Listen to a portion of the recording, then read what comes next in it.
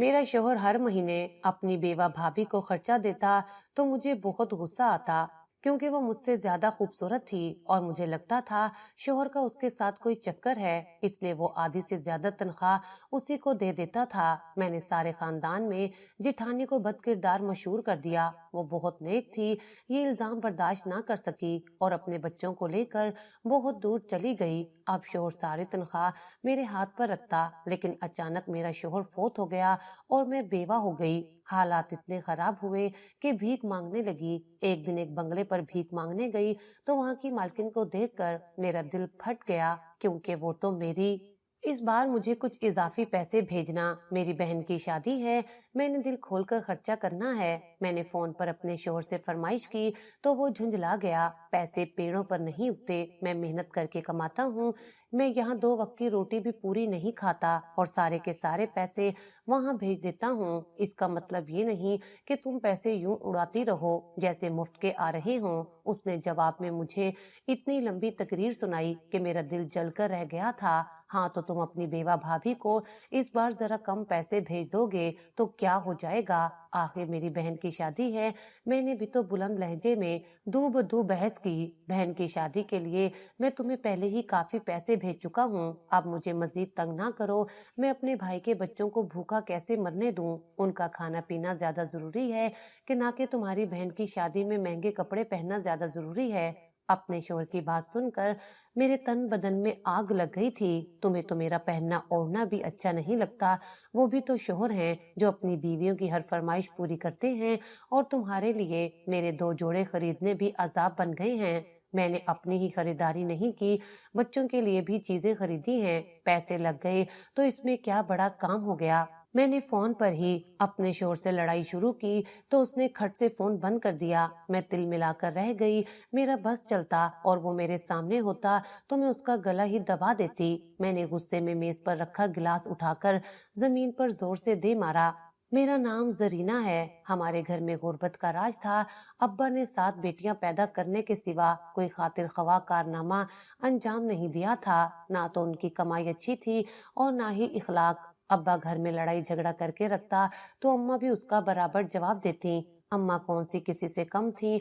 वो 4 भाइयों की इकलौती बहन थी, लिहाजा वो अब्बा पर अपने भाइयों का रोब डालती। तभी अब्बा दबक कर घर के कोने में बैठता, वरना अब्बा दिन भर वावेला मचाता कि हम बहनें कानों को हाथ लगाती। हमने शुरू से ही अम्मा और अब्बा के मार्के देखे थे। अम्मा और अब्बा बिल्लियों की तरह आपस में लड़ते। मुझे कभी भी ये समझ नहीं आई थी कि गलती किसकी थी। कभी तो मुझे अब्बा का कसूर दिखाई देता तो कभी अम्मा का मसला।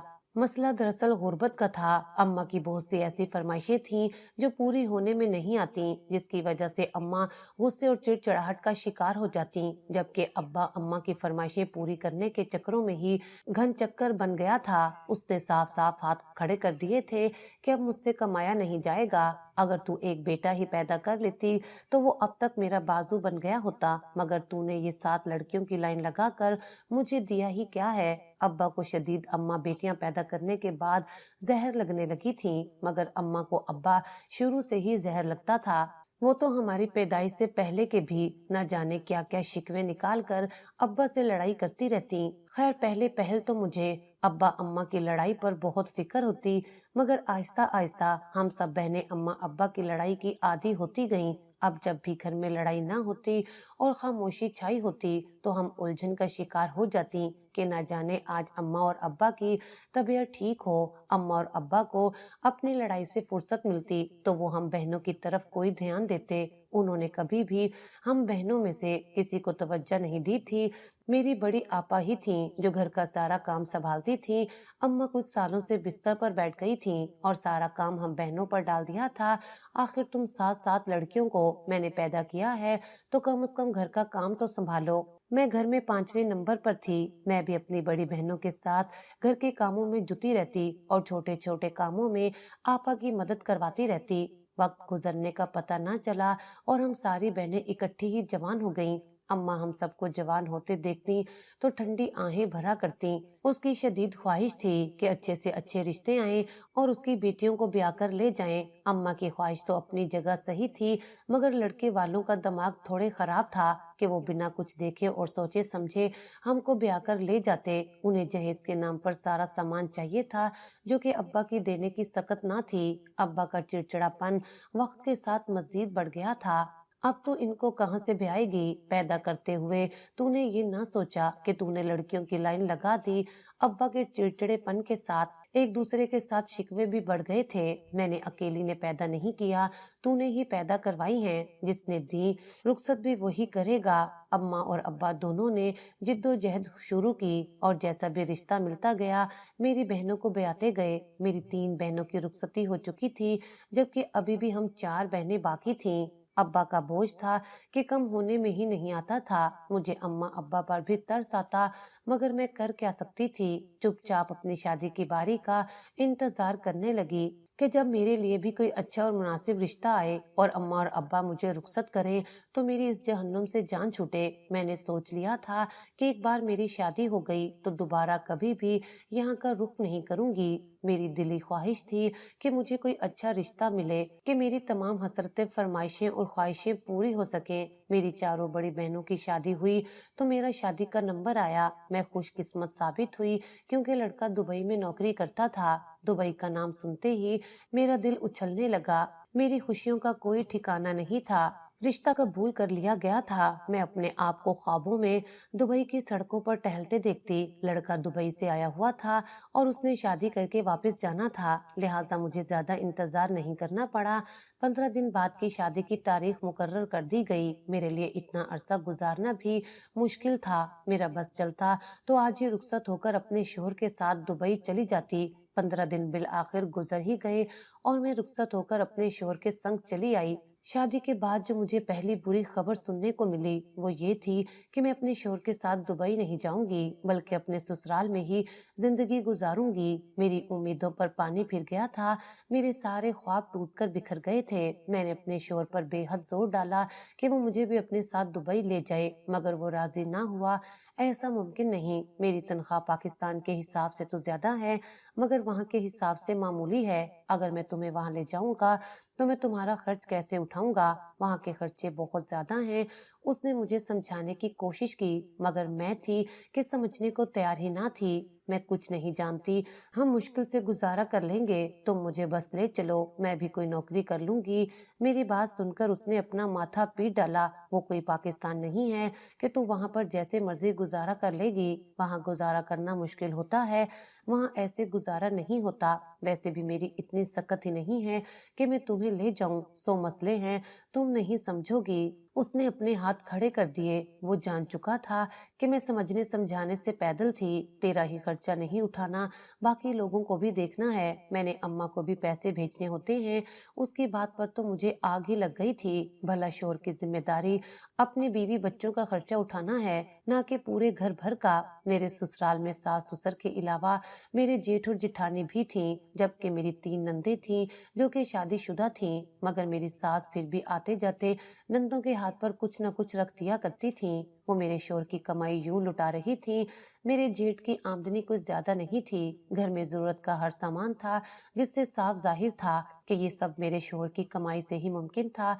यहाँ की कमाई से तो इतनी चीजें लेना मुमकिन नहीं था। जबकि मेरे ससुर भी दिन भर पड़े चारपाई तोड़ते रहते। मेरी जिठानी मेरे शोहर के पैसों पर राज कर रही थी। ये सब देखकर मेरा दिल जल जाता था। मैं चाहती थी कि मैं अपने शोहर की कमाई पर खुद खर्च करूं और ऐसी जिंदगी गुजारूं जैसे जिंदगी गुजारने का मैंने कभी ख्वाब में भी नहीं सोचा था। मगर ऐसा मुमकिन नहीं हुआ था। मेरा शोहर मुझे तसल्ली दिलासे देता हुआ वापस दुबई लौट गया। शोहर के जाने के बाद ही मैंने हिम्मत ना हारी थी। मैंने सोच लिया था कि मैं कोशिश करके अपने शोहर को किसी न किसी तरह राजी कर लूंगी। अभी उसका और मेरा नया नया साथ था। कुछ सालों की मेहनत के बाद मुझे उम्मीद थी कि वो जरूर मेरी बात मान जाएगा। आखिर पत्थर पर भी पानी गिरता रहे तो वो भी पिघल जाता है। तो फिर ये तो जीता जागता इंसान था। खास तौर पर बच्चों के बाद वो खुद ही दूरी बर्दाश्त ना कर पाएगा। लिहाजा मैं अपनी कोशिश करने लगी कि मैं जल्द हामला हो जाऊं और बच्चे पैदा करके अपने शोहर की डोरियां कस लूं। मेरा शोहर साल में एक बार ही वतन लौटता और वो यहाँ पर 2 महीने गुजारने के बाद वापस लौट जाता। मुझे अपने शोहर की वापसी का शिद्दत से इंतजार था। मेरी सास मुझे घर के कामकाज के लिए कहती तो मैं साफ इनकार कर देती। आखिर मैं क्यों काम करूं? मेरे शोहर की कमाई पर सब पल रहे थे। मेरी जेठानी को घर का काम करना चाहिए था। वो चुपचाप घर के कामों में लगी रहती। उसने कभी भी ना तो सास से जुबान चलाई थी और ना ही मुझे घर का काम करने को कहा था। अगर वो कहती भी तो मैं उसे मुंह तोड़ जवाब देना जानती थी, मगर उसने मुझे कभी ऐसी कोई बात ना कही। सारे घर का काम वही निपटा लेती। मेरी मर्जी होती तो मैं अपनी मर्जी से काम कर लेती और अगर मेरा मूड ना होता तो मैं किसी काम को हाथ ना लगाती। कुछ महीनों बाद ही मेरी सास ने मेरे शोहर से शिकायत लगानी शुरू कर दी तो मेरा शोहर मुझे फोन पर नसीहत करने लगा। मैंने अपने शोहर को साफ साफ कह दिया कि जब आप आओगे तो मैं खुद ही आपको सारी दास्तान सुनाऊंगी, इसलिए फोन पर मेरे से शिकायत करने की जरूरत नहीं। मेरा शोहर समझदार था, वो मेरी बात समझ गया। उसने मुझे फोन पर नसीहतें करना छोड़ दी। साल के आखिर में मेरा शोहर दुबई से लौट आया था। मैं उसके आगे पीछे घूमने लगी थी। मैं चाहती थी कि मैं इस दफा उसको इस बात के लिए जरूर कायल कर लूं कि वो मुझे भी अपने साथ दुबई ले जाए। मेरी एक और कोशिश भी थी कि जल्द से जल्द बच्चे पैदा करूं ताकि उसको बच्चों की याद में मजबूर करूं। मैं जानती थी कि जो काम बीवियां नहीं करवा सकती वो काम भी बच्चे बड़ी आसानी से करवा लेते हैं। अल्लाह ने मेरी सुन ली थी। शोहर के जाते ही मैं हामला हो गई। मैंने अपने शोहर को खुशी खुशी ये खबर सुनाई तो वो भी खुशी से झूमने लगा। मेरी खुशी का कोई ठिकाना न था क्योंकि मेरा शोहर इस खबर पर खुश था। अल्लाह ने मुझे जल्द ही एक बेटे से नवाजा था। अब तो मेरे शोहर की डोरियां मेरे हाथ में थीं। मैं उसे जैसे मर्जी फरमाइशें करती वो तो पूरी करता जाता। वो अपने बच्चे से बेहद प्यार करता था। मैंने उसको कह दिया कि मुझे खर्चे के लिए अलग पैसे भेजे। मैं तुम्हारी माँ के सामने बच्चे की छोटी मोटी जरूरतों के लिए हाथ नहीं फैला सकती थी। उसने मुझे अलग से पैसे भेजने शुरू कर दिए, जिसमें से मैं कुछ पैसे अपनी जात पर खर्च कर देती, जबकि बाकी पैसे बचाकर अपनी बहनों के लिए कोई न कोई तोहफा जरूर ले जाती तो वो खुश हो जाती। मेरी अभी 2 बहनें थीं जिनकी शादी होना बाकी थी। अम्मा अब्बा काफी बूढ़े हो चुके थे। अम्मा ने काम पर जाना भी छोड़ दिया था। अब्बा की मामूली सी पेंशन आया करती थी जिससे घर का गुजारा चल रहा था, जबकि बाकी मदद मैं कर दिया करती थी। अपनी सब बहनों में से मेरी ही खुशहाल घराने में शादी होकर आई थी। बाकी सबके घर में गुर्बत का ही राज था। मेरी छठे नंबर वाली बहन की शादी थी तो मेरा शोहर भी दुबई से आया हुआ था। मैं अपने शोहर के हमरा सज धज कर अपनी बहन की शादी में गई तो सभी रिश्तेदार मेरी चमक धमक देखकर हैरान रह गए। हर कोई मुझ पर रश कर रहा था कि मेरी शादी कितने अच्छे घर में हुई थी। तुम तो बिल्कुल बदल गई हो, पहले से ज्यादा खूबसूरत हो गई हो। मेरी कजन्स मेरी तारीफ करते ना थकती तो मैं खुशी से फूले ना समाती। यही तो मैं चाहती थी कि मैं सबसे अलग लगूं और मैं वाकई सबसे मुनफरिद लग रही थी। मैंने महंगे से महंगा जोड़ा पहना। मेरे शोहर ने भी इनकार ना किया। वो जानता था कि मेरी बहन की शादी है, लिहाजा उसने ना सिर्फ मुझ पर दिल खोलकर पैसा खर्च किया बल्कि उसने मेरी बहन की शादी के खर्चे में भी काफी मदद की। जहेज देने से खाने पीने के इंतजाम में से किसी भी चीज पे पीछे ना रहा। मैंने सोच लिया था कि मैं जल्दी अपने शोहर से फरमाइश करके अपने लिए एक अलग घर बनवाऊंगी जो अपनी मर्जी के मुताबिक सेट करूंगी। मैं सारी जिंदगी जेठानी के साथ गुजारा नहीं कर सकती थी। सास ससुर का क्या था, वो आखिर कब तक जिंदा रहते। वो बेशक मेरे साथ मेरे घर में भी रह लेते तो मुझे भी ढारस रहती, मगर जेठानी के बच्चे हर वक्त घर में ऊधम मचाए रखते। मुझे उनके बच्चों से बहुत उलझन होती। वो मेरे कमरे में भी बिला तकल्लुफ चले आते और मेरे बच्चों को छेड़ने लगते। कभी उनको सोते से उठा लेते और कभी उनको गोद में उठाकर बाहर ले जाते। मुझे ये सब बिल्कुल भी पसंद नहीं था। मैं अकेले रहना चाहती थी ताकि मैं अपनी मर्जी से अपने बच्चे को सुला सकूं और जगा सकूं। इसलिए मैंने अपने शोहर से फरमाइश कर दी कि मुझे अलग घर की जरूरत है। मेरे शोहर ने इस बात पर भी कोई एतराज ना किया। अलग घर बनाना बहुत अच्छी बात है। मैं जितने पैसे भेजता हूँ उससे कुछ ज्यादा भेज दिया करूंगा, मगर तुम्हें उसमें से बचत करनी होगी। बेशक कमेटियां डालो लेकिन पैसे बचाओ ताकि हम अपने लिए कुछ कर सकें। वो वाकई समझदार था। उसे मेरी बात बहुत जल्दी समझ आ जाती। वो मेरी हर फरमाइश पूरी करता। मैं उसकी बात सुनकर बेइंतहा खुश हो गई थी। हाँ हाँ क्यों नहीं, मैं जरूर पैसे बचाऊंगी और फिर हम अपनी मर्जी का घर खरीद लेंगे। मेरी आंखों में दिए जगमगाने लगे और मेरे लबों पर मुस्कुराहट बिखर गई। गई। मेरी शादी को 3 साल का अरसा गुजरा था कि मेरे ससुर चल बसे। वैसे तो मैं अपने ससुर से ज्यादा करीब ना थी, लिहाजा मुझे उनकी मौत का ज्यादा दुख ना हुआ, मगर उनकी पेंशन से घर के कुछ मामूली खर्चे चल जाया करते थे, वो भी मेरे शोहर पर आन पड़े। मेरे शोहर दुबई से ना आ सकते थे, लिहाजा वो ससुर की मौत पर ना आए, मगर वो बेहद गमगीन थे। मैं भी उनके गम पर गमजदा थी, मगर मुझे इस बात की काफी फिक्र थी कि अब ससुर के साथ उनकी पेंशन भी चली गई और बाकी घर के खर्चे भी मेरे शोहर को ही उठाने पड़ेंगे। इस तरीके से बचत ना होने पाएगी जैसे मैं बचत कर रही थी। ससुर की मौत को अभी 6 माह गुजरे थे कि एक और हादसे ने हमारी जिंदगियां बिल्कुल बदल दी। मेरे जेठ काम पर निकले थे, लेकिन वो सही सलामत वापस ना लौटे। उनको ना जाने क्या हुआ कि वो काम के दौरान ही दम तोड़ गए। इस अलमनाक मौत से घर पर कयामत टूट पड़ी थी। मेरी सास तो अभी ससुर की मौत के गम से ही नहीं निकली थी कि जवान बेटे की मैयत सामने देखकर वो तो बिल्कुल ही पागल हो गईं। रो रो कर उनका बुरा हाल था। जिठानी और बच्चे भी इस कदर शिद्दत से रोए कि मेरी अपनी आंखों से आंसू बह निकले थे। मुझे तो रह रहकर इस बात की फिक्र खाए जा रही थी कि अब जिठानी और उसके बच्चों को कौन पालेगा। उसके आगे पीछे कोई नहीं था। अगर कोई रिश्तेदार मौजूद भी थे तो ऐसे मौके पर कौन काम आता है।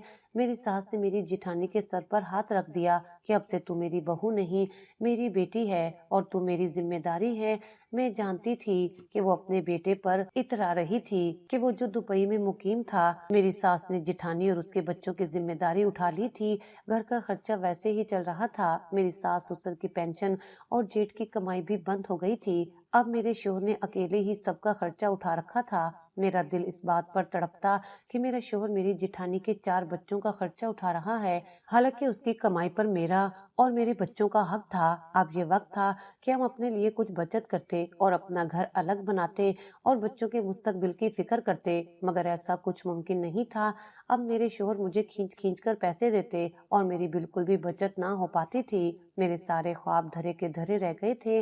मैंने जो अलग घर का सुहाना ख्वाब देखा था वो बिखर कर रह गया था और ये बात मुझसे बिल्कुल हजम नहीं हो रही थी।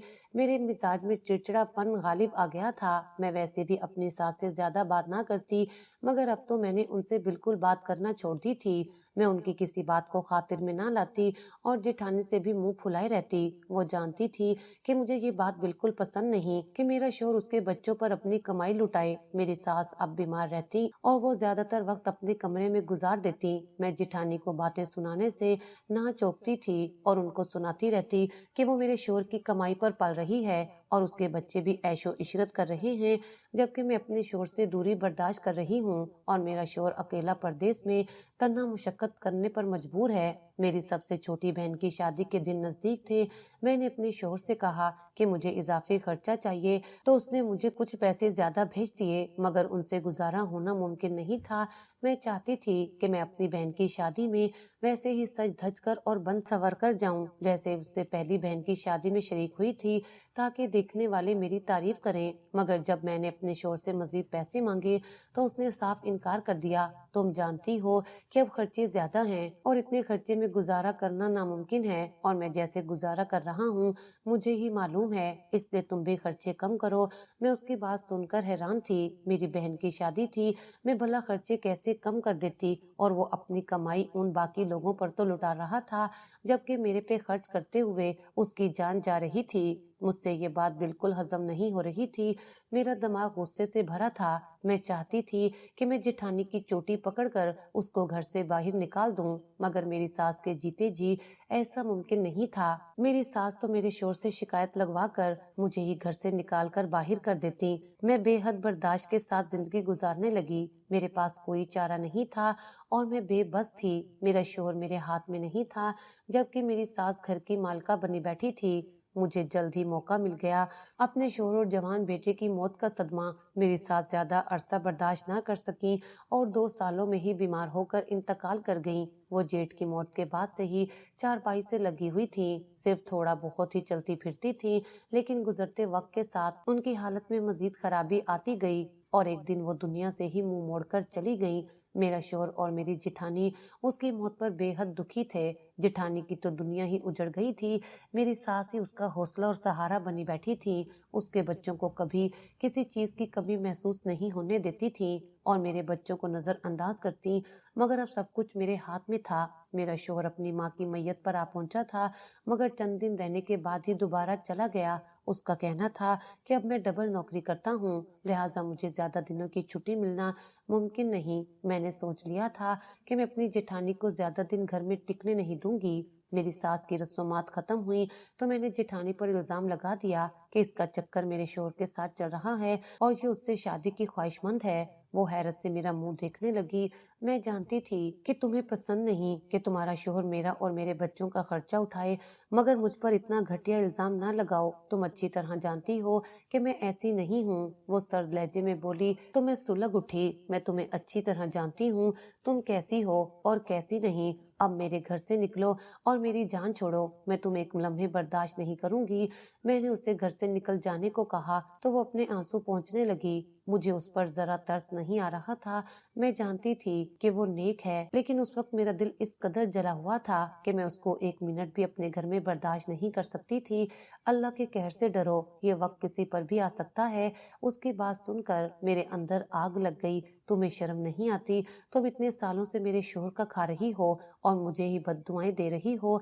मुझे मालूम नहीं था कि इतने एहसानात करने के बाद मेरे हिस्से में बद्दुआएं आएंगी। मैंने आंखें निकालकर उसे कहा तो वो रोती हुई अपना सामान समेटने लगी। मैं गुस्से से अपने कमरे में जा घुसी और जोर से दरवाजा बंद कर लिया। चंद घंटों बाद ही घर में खामोशी छा गई तो मैं जल्दी से अपने कमरे से बाहर निकली। मेरी जेठानी अपने बच्चों को लेकर घर से जा चुकी थी। मेरा दिल बिल्लियों उछलने लगा। आखिरकार मुझे मेरी मंजिल मिल ही गई थी। शादी के कितने ही सालों बाद मुझे अकेले घर में रहना नसीब हुआ था। मैं अपनी मर्जी से घर को सजा संवार सकती थी और अपने बच्चों के साथ खुशखुरम जिंदगी गुजार सकती थी। मैंने अपने शोहर को बता दिया कि जेठानी खुद ही अपनी मर्जी से घर छोड़कर चली गई है। वो शायद अपने किसी अजीज रिश्तेदार के घर गई है, जो खुद ही आकर उसे अपने साथ ले गया है। हालांकि मैं जानती थी कि उसका कोई भी रिश्तेदार नहीं है, पर वो अपने बलबूते पर जिंदगी गुजार सकती थी। मुझे उसकी फिक्र करने की क्या जरूरत थी? अपने शोहर पर सिर्फ मेरा ही हक था। मेरा शोहर पैसे भेजता तो मैं अपनी मर्जी के मुताबिक खर्च करती। बढ़ती हुई महंगाई के सबब बचत करना तो मुमकिन नहीं था। सारे के सारे पैसे महीने के सौदे पर खर्च होकर खत्म हो जाते और अगले महीने फिर से मेरा शोहर पैसे भेज देता। मैं अपनी जिंदगी अय्याशी से गुजारने लगी। मैं रंग बिरंगे कपड़े बनाती और फैशन के मुताबिक खूब तैयार होती। हालांकि यहाँ पर मेरा शोहर नहीं था, मगर फिर भी मुझे तैयार होने का शौक था। मुझे अपनी तैयारी किसी को तो दिखानी थी, लिहाजा मैं सज धज कर मोहल्ले में निकल जाती और मोहल्ले की गरीब औरतों को अपने फैशन के कपड़े दिखाती और उनकी हसद जलन देखकर मेरा दिल बाग बाग हो जाता। मेरी जिंदगी बड़ी बेफिक्री से गुजर रही थी। घर के ज्यादातर काम मुलाजमा कर जाती, जबकि बच्चों के लिए मैं बाहर से कुछ न कुछ खाने के लिए मंगवा लेती हूँ। मुझे खुद भी घर का खाना अच्छा नहीं लगता था, तो मैं रोजाना ही अपने लिए भी कुछ बाहर से मंगवा लेती। बच्चे भी बाहर के खाने खुशी से खा लेते और यूं हमारा दिन गुजर जाता। अक्सर मैं तैयार होकर कभी किसी बहन के घर तो कभी किसी बहन के घर चली जाती। मैं अपने साथ खाने पीने की चीजें भी लेकर जाती और बहन और बच्चों के साथ मिलकर मजे से खाना खाती और खूब सारी बातें करती। चूंकि मैं इतना कुछ लेकर जाती थी, लिहाजा मेरी बहनें और उनके बच्चे भी मेरे आने पर खुश होते। मैंने कभी सोचा भी नहीं था कि मेरी जिंदगी इतनी अच्छी गुजरेगी। ये सब मेरी तदबीर की सूरत ही मुमकिन हुआ था। अगर मैं अपनी जेठानी को घर से ना निकालती तो शायद आज भी मैं उसके बच्चों को पाल रही होती। मेरी ये खुशी चंद सालों पर ही मुयस्सर थी। अभी मुझे अलग हुए चंद साल ही गुजरे थे कि एक दिन अचानक से खबर आई कि मेरा शोहर मर गया। मुझे इस खबर पर यकीन न आया। मैं बेहद परेशान थी। गुज़श्ता कई दिनों से मेरा शोहर से कोई राब्ता नहीं था। उसका दफ्तर का नंबर मेरे पास मौजूद था।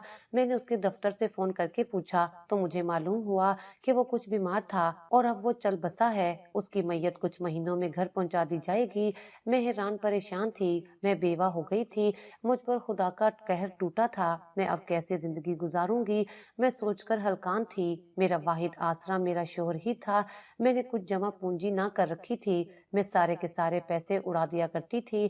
मैंने अपने शोहर को कहा था कि वो खुद ही कुछ बचत कर ले, क्योंकि बढ़ती हुई महंगाई के सबब मेरे लिए बचत करना मुमकिन नहीं था। सारे पैसे खर्च हो चुके थे। मेरे बच्चे रोज फरमाइश करते कि हमें बाहर से कुछ मंगवा कर दे। मैं उनको कहाँ से मंगवा कर देती। घर में फाके होने लगे। मैं अपनी बहनों से उधार मांगने गई तो उन्होंने मुझे साफ इनकार कर दिया। हमारा तो खुद महीना मुश्किल से गुजरता है, हम तुम्हारी मदद कैसे कर सकते हैं। मैं किससे मदद तलब करती। मेरा तो कोई भाई भी नहीं था। अब्बा भी कब के फोत हो गए थे, कौन मेरे काम आता। मैं मोहल्ले वालों से कुछ आटा उधार लेकर आई और उससे रोटी पकाकर खुद भी खाई और बच्चों को भी खिला दी। बच्चों को बाहर के खानों की आदत थी, ऐसे में रूखी रोटी खाना उनके लिए किस कदर मुश्किल था। ऐसे कितने दिन तक चलता। मोहल्ले वालों ने भी फिर आखिर मेरी मदद करने से इनकार कर दिया। कोई भी दुकानदार सौदा उधार ना देता। उनका कहना था कि पहले वाली उधार की रकम चुकाई जाए, तभी मजीद उधार मिलेगा। मुझे नहीं मालूम था कि मकफाते अमल ऐसा होगा। अगर मुझे मालूम होता कि मेरा मुस्तकबिल बिल्कुल अंधेर होकर रह जाएगा तो मैं कभी भी ऐसी जिंदगी ना गुजारती जैसे मैंने गुजारी थी। मैं अपने गुजरे हुए कल के बारे में सोचती तो पछतावे के सिवा मेरे हाथ कुछ ना आता। काश मैं थोड़ी बचत कर लेती। काश मैं अपनी जिठानी और उसके यतीम बच्चों के सर पर हाथ रख देती। काश मैं उसके साथ प्यार और मोहब्बत से वक्त गुजार लेती। मेरी जिंदगी में बहुत से काश मौजूद थे। न जाने उसने इस घर से जाने के बाद किस तरह अपने बच्चों को पाला होगा और उन्हें दो वक्त का खाना खिलाया होगा।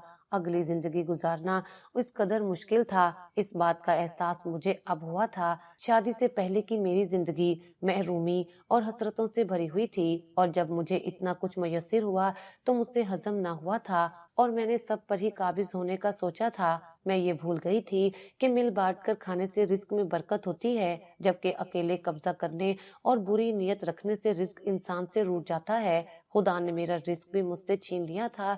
मैं तो जैसे तैसे करके फाके कर रही थी, मगर अपने बच्चों का हाल मुझसे देखा ना जाता। वो भी यतीम हो गए थे। अब मुझे अपनी जेठानी के यतीम बच्चों का ख्याल आता तो मेरा दिल बेचैन हो जाता। अगर मैं गरूर और तकब्बुर में मुब्तला होकर खुदा के बंदों के दिल ना तोड़ती तो आज ये दिन देखने ना पड़ रहे होते। अल्लाह ताला मुझ पर रहम करता, मगर अब तो मैं रब से माफी के लायक भी ना थी, क्योंकि मैंने 4 यतीम बच्चों को जलील और रुसवा करके घर से जाने का कहा था। बच्चों की भूख मुझसे बर्दाश्त ना हुई तो मैं एक बार फिर चप्पल पहनकर घर से बाहर निकल गई। मैं कई दुकानदारों से उधार मांग चुकी थी, मगर मुझे कहीं से भी रकम ना मिली थी। अब कोई भी मुझ पर एतबार करने को तैयार ना था, मगर मैं ऐसे हाथ पर हाथ धरकर नहीं बैठ सकती थी। मेरा इरादा था कि मैं कुछ काम धंधा ढूंढूं और बेशक मुझे लोगों के घरों में काम ही करना पड़े, मगर 2 वक्त का खाना तो मुयस्सर आ जाए। मेरे घर में जो मुलाजमा काम करती थी, मैं उसके घर जा पहुंची। मैंने उसे अपने तमाम हालात बताए। उसे कहा कि वो कई घरों में काम करती है, अगर किसी घर में काम हो तो मुझे दिलवा दे ताकि मैं अपने बच्चों का पेट भर सकूं। उसने रजामंदी जाहिर कर दी। उसका कहना था कि मैं जल्दी आपको काम ढूंढ कर बताऊंगी। मैं कुछ मुतमईन सी वापस लौटी ही थी कि अपने मोहल्ले वाले अनवर को अपने दरवाजे के आगे खड़े देखकर हैरान रह गई। वो हाथ में प्लेट पकड़कर खड़ा था। ये मैं आपके लिए चावल लाया हूँ। वो मुझे देखकर मुस्कुराता हुआ बोला तो मैंने मशकूक नजरों से उसे देखा और उसके हाथ से प्लेट पकड़ ली। प्लेट में वाकई गरम गरम चावल मौजूद थे। मेरी भूख चमक उठी। मैं शुक्रिया कहते हुए अंदर चली गई ताकि उसकी प्लेट वापस दे सकूं। प्लेटें शाम को आकर ले जाऊंगा। मुझे अपने पीछे उसकी आवाज सुनाई दी तो मैंने अपना सर हिला दिया। वो फौरन ही चल दिया। मेरे पेट में कुछ गया तो लबों से खुद ब खुद रब का शुक्र निकल गया। अब अनवर रोजाना ही कुछ न कुछ लिए चला आता, कभी फल तो कभी उसके हाथ में सब्जी होती तो कभी वो पका हुआ सालन दे जाता। मैं उसकी मेहरबानी पर हैरान थी, मगर जानती थी कि ये रब की तरफ से मदद करने का तरीका था। मेरे पास कोई और चारा नहीं था। जब तक काम ना मिलता तब तक मुझे ऐसे ही गुजारा करना था। मैंने अनवर से कुछ रकम उधार मांग ली ताकि मैं अपने घर में राशन की कुछ जरूरी चीजें ले सकूं। घर में आटा भी बिल्कुल खत्म था। उसने बखूबी मेरे हाथ पर पैसे रख दिए तो मैं उसकी एहसानमंद हो गई, मगर मुझे क्या मालूम था कि उसकी नीयत गलत थी। उसके इरादे ठीक ना थे। मुझसे शादी कर लो, ऐसे बेवकी की जिंदगी कैसे कब तक गुजारोगी। कुछ दिनों में ही उसने मुझे अपना रिश्ता पेश कर दिया। मैंने हैरान नजरों से उसे देखा था। देखो, मैं तुम्हारे भले के लिए ही कह रहा हूँ। कल को मोहल्ले वाले तुम पर और मुझ पर इल्जाम भी लगा सकते हैं। लोगों का तो तुम्हें पता ही है, उनकी सोच किस कदर घटिया है। मैं तुम्हें बहुत खुश रखूंगा। वो ना जाने कौन कौन से वादे कर रहा था, जबकि मैं हैरान खड़ी थी। दूसरी शादी का तो मैंने कभी सोचा तक नहीं था। मैं अभी इनकार भी ना कर पाई थी कि अनवर की बीवी न जाने कहां से वावेला करती निकली थी। उसने चीख चीख कर पूरा मोहल्ला सर पर उठा लिया था। इर्द गिर्द के लोग घरों से बाहर निकल आए थे। सब खड़े तमाशा देख रहे थे, जबकि वो मुझ पर इल्जाम लगा रही थी कि मैं उसके शोर को वरगला रही थी।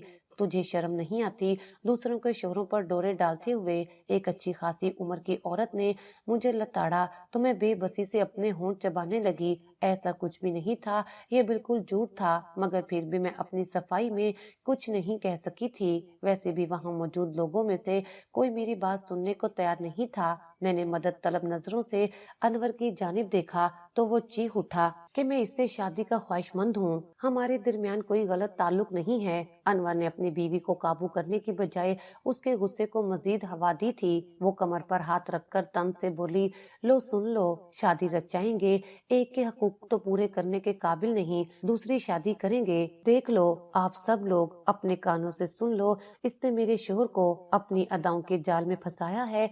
आप लोगों को याद ही होगा, इसका शोहर यहाँ होता नहीं था, फिर भी ये किस कदर तैयार होकर पूरे मोहल्ले में अपनी अदाएं दिखाती फिरती थी। तब से ही मेरा शोहर इस पर लट्टू है। मैं तो कहती हूँ इसे इस मोहल्ले से ही निकाल बाहर करो, वरना जैसे आज इसकी वजह से मेरा घर बर्बाद हुआ, कल को ये आप सबके घर भी बर्बाद कर देगी। सभी मोहल्ले वाले उस औरत की जुबान बोल रहे थे, निकल जाओ तुम हमारे मोहल्ले से, चली जाओ यहाँ से। मोहल्ले वालों ने आगे बढ़कर मेरा सामान उठाकर घर से बाहर फेंकना शुरू कर दिया। वो गैजो गजब में भरे हुए थे। मैं बेहद परेशान उनको रोकने की नाकाम कोशिश कर रही थी। मेरी बेबसी अरूज पर थी। मैंने जो अपनी जेठानी के साथ किया था, मुझे उसका अच्छी तरह एहसास हो रहा था। काश काश कोई तो मेरी मदद करने को आगे आए। रुक जाएं, आप ये सब क्या कर रहे हैं? तभी मुझे मानूस सी आवाज सुनाई दी तो मैंने फौरन अपनी हिमायत में बोलने वाले की तरफ देखा। मेरी जेठानी हैरान नजरों से मोहल्ले वालों को देख रही थी। ये सब क्या हो रहा है? वो आगे बढ़कर सबके सामने खड़ी हो गई। मोहल्ले की औरतों ने उसके सामने मुझ पर इल्जाम लगाने शुरू कर दिए तो उसने फौरन हाथ के इशारे से उन्हें मजीद बोलने से रोक दिया। बस कर जाएं, अगर तुमसे अपना शोर संभाला नहीं जाता तो इसमें इसका क्या कसूर? तुम खुद अपने शोर को अदाएं दिखा लिया करो। आप सब लोग अभी के अभी यहाँ से चले जाएं, वरना मैं पुलिस को फोन करके बुला लूंगी और सबको अंदर करवा दूंगी। मेरी जेठानी की धमकी काम आई और लोग कुछ ही देर में उधर उधर बिखर गए। मैं इस कदर शर्मशार थी कि उसके सामने नजर उठाने के काबिल भी नहीं थी। उसने मेरा बिखरा हुआ सामान समेटा और मुझे अंदर ले आई। ये सब क्या हो रहा है? तुम ऐसे हालात तक कैसे पहुंची? वो हैरत से मुझसे पूछने लगी तो मेरी आंखों में आंसू भर आए। मैं तो यहाँ से गुजर रही थी और इत्तफाकिया तौर पर मैंने ये सब देख लिया, मगर ऐसा कैसे मुमकिन हुआ? मैंने उसे अपने शोहर की मौत की खबर दी तो वो मुंह पर हाथ रखकर हैरान रह गई। ऐसा कैसे मुमकिन है?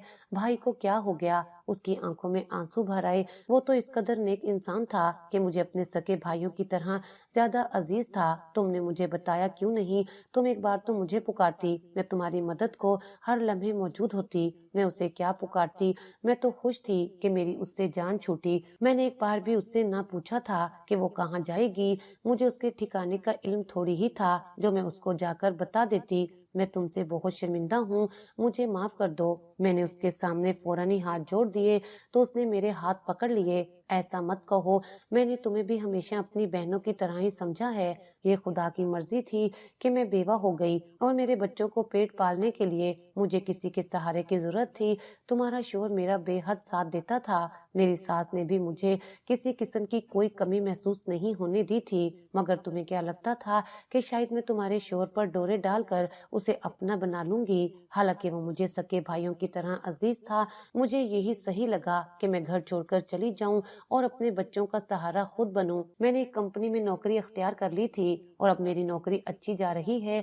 मैं अपने बच्चों का पेट भरने के काबिल हूँ। जेठानी की बात सुनकर मुझ पर घड़ों पानी पड़ गया था। ऐसा नहीं है, मैं गलत थी। मैंने तुम पर गलत इल्जाम लगाया, जबकि मुझे दिल से खबर थी कि तुम बहुत नेक हो और तुम मेरे शोहर के बारे में ऐसा नहीं सोचती। बस मैं यही चाहती थी कि तुम मेरे घर से चली जाओ। मैंने अपने सारे गुनाह कबूल कर लिए थे, लेकिन मेरी जेठानी का दिल वाकई बहुत बड़ा था। उसने मुझे सच्चे दिल से माफ कर दिया तो मेरे दिल से जैसे एक बहुत बड़ा बोझ सिरक गया। میں اپنے اللہ سے بھی معافی کی طلبگار تھی۔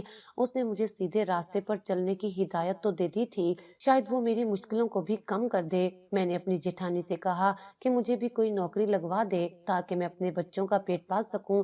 تم فکر نہ کرو، میں کل ہی اپنی کمپنی کے مالک سے بات کروں گی، تب تک تم میرے ساتھ میرے گھر میں چل کر رہو۔ مکان کرائے کا ہے، میں اپنی تنخواہ سے کرایہ دیتی ہوں، تم نے اب کسی چیز کی کوئی فکر نہیں کرنی۔ قیوم نے بیوہ ہونے کے بعد میرا اور میرے بچوں کا کس قدر ساتھ دیا تھا، اب میں اس کے بچوں کو اکیلا کیسے چھوڑ سکتی ہوں؟ یہ گھر کرائے پر دے دو، اس کے کرائے سے کچھ گزارا ہو جائے گا اور تب تک تمہاری نوکری کا بھی انتظام ہو جائے گا۔ جیٹھانی کی بات سن کر میں بے انتہا خوش ہو گئی۔ واقعی ایسا ممکن تھا، ویسا بھی میرا اب اس محلے میں رہنا ٹھیک نہیں تھا۔ میرے بچوں نے جو کچھ سہا تھا، میں نہیں چاہتی تھی کہ وہ دوبارہ ایسا کچھ برداشت کریں اور اپنی ماں کے بارے میں کچھ غلط سوچیں، لہٰذا میں اپنا سارا سامان لے کر اپنی جیٹھانی کے گھر شفٹ ہو گئی۔ گھر چھوٹا تھا مگر جیٹھانی کو ہمارے وہاں رہنے پر کوئی اعتراض نہیں تھا۔ کل کو جو عورت میرے آسرے پر تھی، آج وہ میرا سہارا بن گئی تھی۔ میں اپنے رب کی اس کایا پلٹنے پر حیران ہونے کے ساتھ ساتھ شرمشار بھی تھی۔ جیٹھانی کی مدد سے ہی میں نے اپنا سسرالی گھر کرائے پر چڑھا دیا اور اس کا پہلا کرایہ آیا تو میں نے آدھی رقم جیٹھانی کے ہاتھ پر رکھ دی۔ آخر وہ بھی اس کی حقدار تھی۔ وہ گھر میرے شوہر اور جیٹھ دونوں بھائیوں کا تھا۔ میری جیٹھانی رقم لینے کو تیار نہیں تھی۔ میری اپنی آمدنی ہے، جب تک تمہاری نوکری نہیں لگتی تم یہ پیسے اپنے پاس ہی رکھو، بچوں کے خرچے کے کام آئیں گے۔ جیٹھانی کی بات سن کر میری شرمندگی میں مزید اضافہ ہو گیا تھا۔ مجھے اپنی جیٹھانی کے ساتھ رہتے 2 ماہ کا عرصہ گزر گیا تھا۔ اس نے مجھے آج تک کبھی کسی چیز کا کوئی تانا نہیں دیا۔ وہ میرا اور بچوں کا بے حد خیال رکھتی۔ گھر کے مکان کے آنے والے کرائے سے میں بچوں پر خرچ کرتی، جبکہ باقی خرچہ جیٹھانی پورا کرتی۔ میں اس کے رویے پر حیران اور شرمسار تھی۔ میری ابھی تک نوکری نہیں لگی تھی، مگر کمپنی کے مالک نے وعدہ کیا تھا کہ جیسے ہی کوئی جگہ خالی ہوئی تو وہ مجھے نوکری کے لیے ضرور بلائے گا۔ جیٹھانی کے گھر آنے کے بعد ایک دن بھی میرے بچے بھوکے نہ سوئے تھے۔ اللہ کا شکر تھا کہ وہ روزانہ ہی پیٹ بھر کر کھانا کھاتے۔ میں بھی بہت مطمئن تھی، اب اپنے پیروں پر کھڑا ہونا سیکھ رہی تھی۔ ایک دن دروازے پر دستک کی آواز سن کر میں دروازے کی جانب بڑھی۔ میری جیٹھانی نوکری پر گئی ہوئی تھی اور اس کے سبھی بچے اسکول میں تھے۔ میں اور میرا چھوٹا بیٹا گھر تھا، جبکہ میرے بڑے بیٹے کو بھی میں نے جیٹھانی کے بچوں کے اسکول میں داخل کروا دیا تھا۔ میں نے دروازہ کھولا تو اپنے شوہر کو سامنے کھڑا دیکھ کر حیران رہ گئی۔ میرے منہ سے الفاظ ہی نہیں ادا ہوئے، میں اس قدر ساکت تھی۔ مجھے یقین نہیں آ رہا تھا کہ وہ میرا شوہر میرے سامنے زندہ صحیح سلامت موجود تھا۔ ایسے کیا دیکھ رہی ہو، اندر نہیں بلاؤ گی؟ وہ دھیمے سے مسکرا کر بولا تو میں فوراً ایک طرف ہٹ گئی۔ آپ زندہ ہیں، مگر آپ کے دفتر سے تو معلوم ہوا تھا کہ آپ موت کا شکار ہو گئے تھے، پھر آپ واپس کیسے آ گئے؟ یہ سب کیسے ہوا؟ میں نے اس پر سوالات کی بچھاڑ کر دی۔ میں تمہیں ساری کہانی سناتا ہوں، تم مجھے ایک گلاس پانی پلاؤ۔ بڑی مشکلوں سے تم لوگوں کا پتہ ڈھونڈتے ہوئے یہاں پہنچا ہوں۔ میں پرانے گھر میں ہی گیا تھا، وہ گھر کیوں چھوڑ دیا؟ اس کے سوال کے جواب میں کچھ بول نہ سکی۔ آپ مجھے یہ بتائیں کہ آپ کیسے ہیں؟ میں نے آپ کے بعد بڑا مشکل وقت گزارا ہے۔ میں اپنے شوہر کے کندھے سے لگ کر سسک پڑی۔ ارے پگلی، روتی کیوں ہو؟ اب آزمائش ختم ہو گئی ہے۔ میں دراصل کمپنی کی بس میں بیٹھ کر واپس گھر کی طرف جا رہا تھا، تبھی بس کو حادثہ پیش آیا اور میں بس سے نکل کر دور جھاڑیوں میں جا پڑا۔